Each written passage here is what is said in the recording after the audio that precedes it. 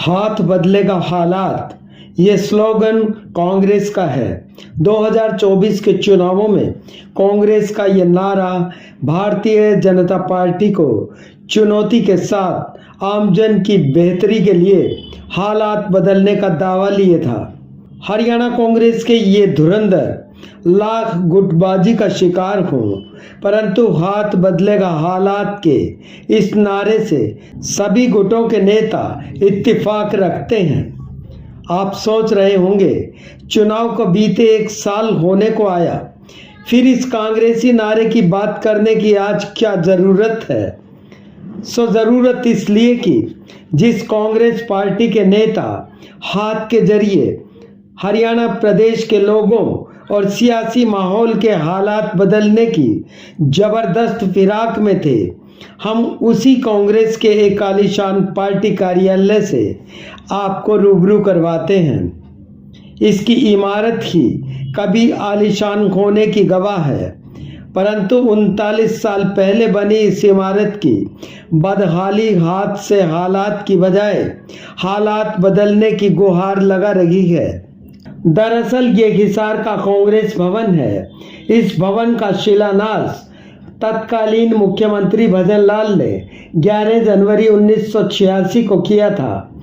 उस समय कांग्रेस जिला अध्यक्ष राम नारायण कौशिक थे। 6 साल में इस भवन का निर्माण कार्य पूरा हुआ। उस समय भी मुख्यमंत्री भजन लाल ही थे, परंतु कांग्रेस जिला अध्यक्ष पंडित रामजी लाल रहे। 24 अक्टूबर 1992 को कांग्रेस भवन का उद्घाटन हुआ।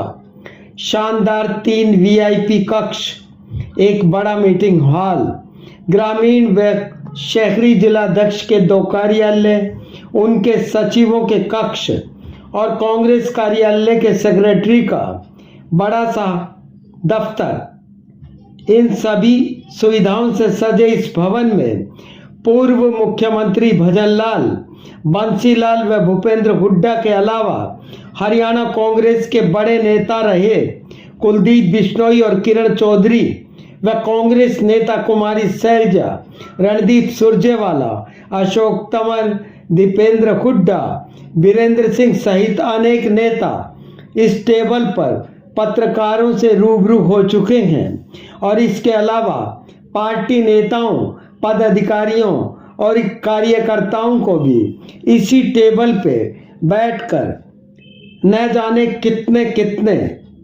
भाषणों से ओत प्रोत कर चुके हैं। इस टेबल के सामने बैठकर हाथ बदलेगा हालात के नारे को बुलंद भी कर चुके हैं, परंतु यह टेबल अभी भी एकदम मौन अपने हालात का रोना रो रही है। त्रासदी यह कि जब भी कोई नेता इस टेबल के एक और कुर्सी पर आसीन होकर बड़े बड़े दावे करते हैं, उस समय टेबल के हालात मेज पोस्ट से ढक दिए जाते हैं। अब देखिए, देश की सबसे अधिक समय बागडोर संभालने वाली पार्टी के इस भवन के वीआईपी कक्ष, कभी इन कक्षों में भजन लाल, बंसीलाल और न जाने कितने बड़े बड़े नेता आराम फरमा चुके हैं। अब इन वीआईपी कमरों के हालात आप सभी के सामने हैं।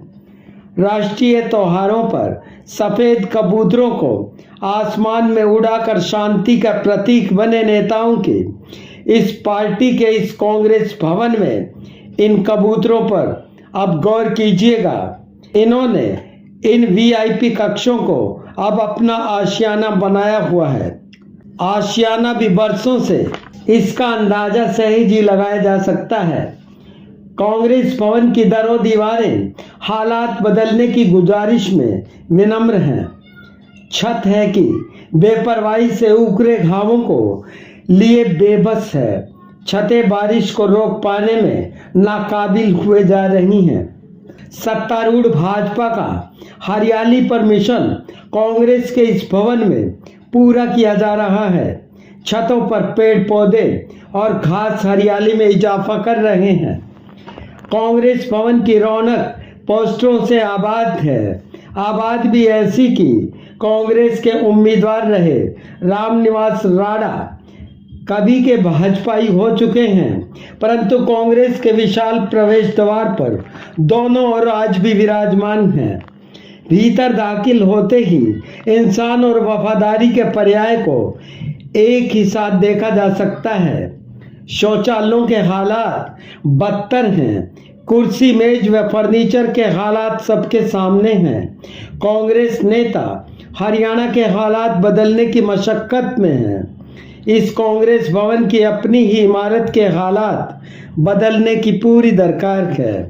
कभी किराए के भवन में पार्टी कार्यालय चलाने वाली भारतीय जनता पार्टी ने चंद सालों के राज में बेहतरीन पार्टी कार्यालय स्थापित कर दिया है।